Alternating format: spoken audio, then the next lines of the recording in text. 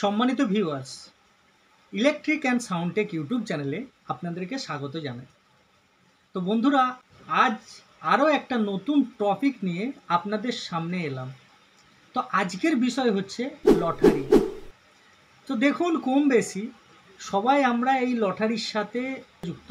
West Bengal তথা ভারতবর্ষের কথা যদি বলতে হয়, লটারি এমন একটা পর্যায়ে এসে পৌঁছেছে বর্তমানে সবাই কিন্তু এই লটারির প্রতি একটা অ্যাট্রাকশন ফিল করে। আমাদের চিন্তাভাবনার মধ্যেই আসে আমরা শর্ট টাইমে অল্প সময়ের মধ্যে কোটিপতি হব।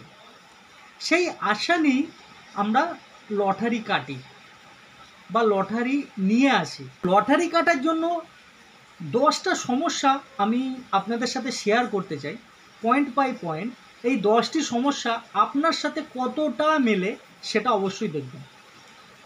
তো আজকের ভিডিও শুধু সমস্যার কথা বলবো, এর পরবর্তীতে নেক্সট পার্টে আপনাদেরকে জানাবো যে কিভাবে আমরা এই লটারি থেকে মুক্তি পাবো।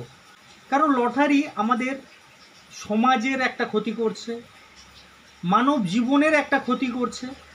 তো সেইগুলোর 10টা পয়েন্ট আমাদের কি কি ক্ষতি হয় সেইটা নিয়ে আলোচনা করব।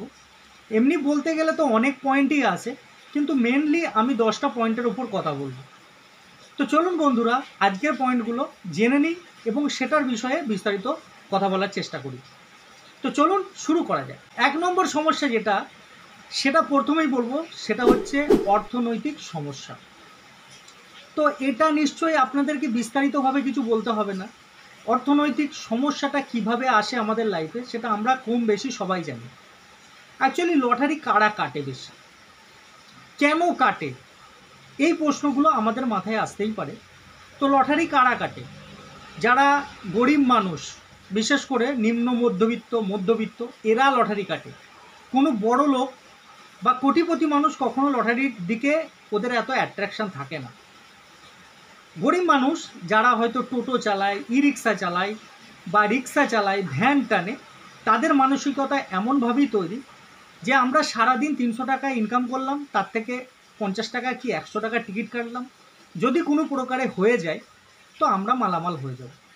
এই আশা নিয়ে তারা কাটতে কাটতে তারা একটা অর্থনৈতিক সমস্যার সম্মুখীন হয়, প্রতিনিয়ত অর্থনৈতিক সমস্যার সম্মুখীন হয়। দ্বিতীয় নম্বর পয়েন্টে কি আছে? দ্বিতীয় নম্বর পয়েন্টে আছে আশা ও হতাশা বৃদ্ধি। দেখুন, আমরা অতিরিক্ত আশা করে ফেলি যে আজ একটা লটারি কেটেছি, নিশ্চয়ই কিছু একটা হবে।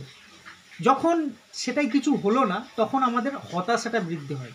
প্রথমে তো আমাদের আশাটা মনে জেগে ওঠে, অনেকটাই জেগে ওঠে, পরবর্তীকালে সেটাই হতাশায় রূপ নেয়।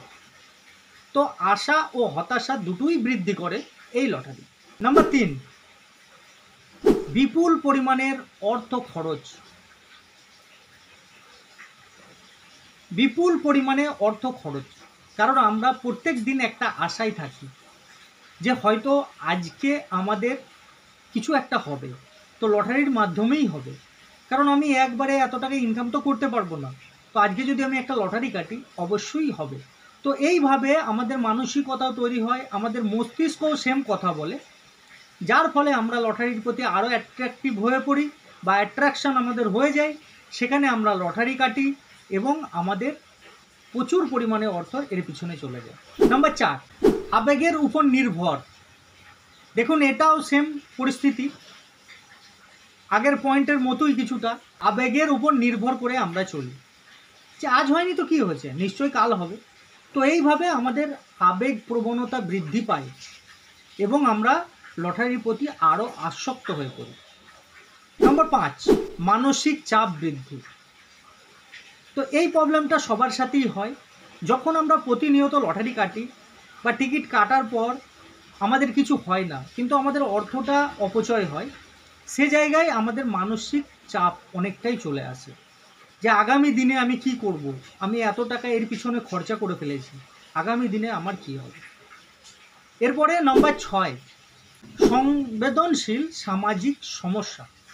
তো সমাজ ব্যবস্থাও আমাদের এমন, যারা লটারি কাটে তাদেরকে অনেক মানুষই ভালো নজরে দেখে না। তার সাথে সাথে লুকিয়ে চুরিয়ে যারা কাটে, হয়তো তাদের দিকে নজর দিলেও যারা প্রকাশ্যে লটারি কাটে তাদেরকে মানুষ ভালোভাবে দেখতে পায় না, তাই সমাজের দিক থেকেও তারা একটা খারাপের দিকে যায়। নম্বর 7, ট্যাক্সের সমস্যা।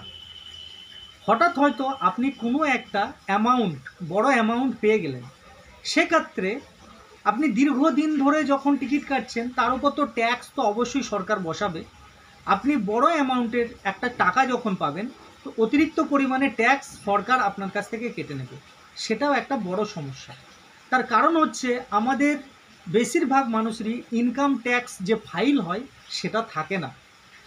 তখন যখন আমরা একদিনে অনেক টাকা আমাদের চলে আসে তখন সরকার কিন্তু সেটা ছেড়ে দেয় না, সেটা একটা ট্যাক্সের আওতায় নিয়ে এসে অতিরিক্ত ট্যাক্স আপনার সাথে উসুল করে। নম্বর 8, অত্যাধিক খরচ।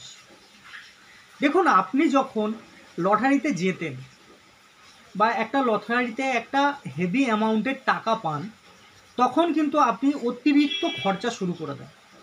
কারণ এই টাকাটা মানে যেহেতু আপনি কষ্ট করে উপার্জন করেননি, হয়তো আপনার পরিশ্রম দিয়ে আপনি উপার্জন করেননি, আপনি পরিশ্রম দিয়ে হয়তো টাকা দিয়ে লটারি কেটেছেন, সেই টাকাটা যখন একবারে অনেক টাকা মানুষের কাছে চলে আসে তো তাদের খরচাও অনেক বৃদ্ধি হয়ে যায়।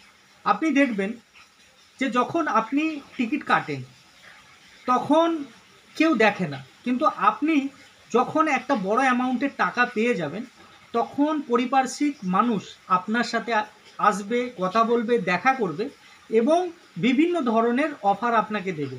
কেউ বলবে একটা ফিস্টি দে, কেউ বলবে মিষ্টি খাওয়া, আরও ইত্যাদি ইত্যাদি। নম্বর 9, সুরক্ষার সমস্যা। দেখুন, এটাও একটা বড় সমস্যা। অনেক জায়গায় এমন শোনা যায় যে লটারি কেটে একজন একটা টাকা হেভি অ্যামাউন্টের টাকা পেয়েছে, পরবর্তীকালে তার জীবনহানি বা জীবন সংশয় পর্যন্ত হয়ে গেছে, কারণ তাকে মৃত্যু পর্যন্ত বরণ করতে হয়েছে। এর কারণ হচ্ছে আপনার বন্ধু কিংবা কেউ যদি জানতে পারে যে আপনার টিকিটে টাকা পড়েছে তখন আপনার প্রতি তার একটা লোভ চলে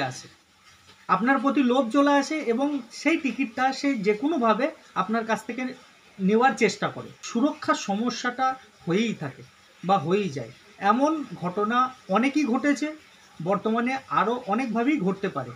সবশেষে যে কথা বলবো, নম্বর 10, আত্মবিশ্বাসের সমস্যা। দেখুন, আমরা লটারি কাটি কিছু টাকা পয়সা যাতে আমরা পাই। যারা লটারি কাটে এই জিনিসটা আপনারা মাথায় রাখবেন। দেখুন, লটারি কোথায় বিক্রি হয়, আপনারা দেখবেন যে চায়ের দোকান, পাড়ার র্যাক, তারপরে গ্রাম্য হাট, এই রকম জায়গায় টিকিট বিক্রি হয়। কোনো শপিং মল কিংবা কোনো বড় জায়গা যেখানে ভিআইপিরা যাতায়াত করে সেখানে কিন্তু কোনোভাবেই টিকিট বিক্রি হয় না। এখানে মানুষের মস্তিষ্ক নিয়ে খেলা করা হয়। টিকিট কোম্পানিগুলো এইভাবেই তৈরি করেছে, গরিব মানুষের কাছে টাকা তারা কালেক্ট করবে, তাদেরকে প্রলোভন দেখিয়ে। তো এটাই হয়ে থাকে। তো বন্ধুরা, আজকে আমরা এই সমস্যার কথা নিয়েই কথা বলবো। তো সমস্যার কথা এগুলোই ছিল, আরও কি সমস্যা থাকতে পারে অবশ্যই আপনারা কমেন্টে জানাবেন। তো বন্ধুরা, আজকে এই পর্যন্তই। ততক্ষণে আপনি খুব ভালো থাকবেন, নিজে ভালো থাকুন, অন্যকে ভালো রাখুন। Thank you.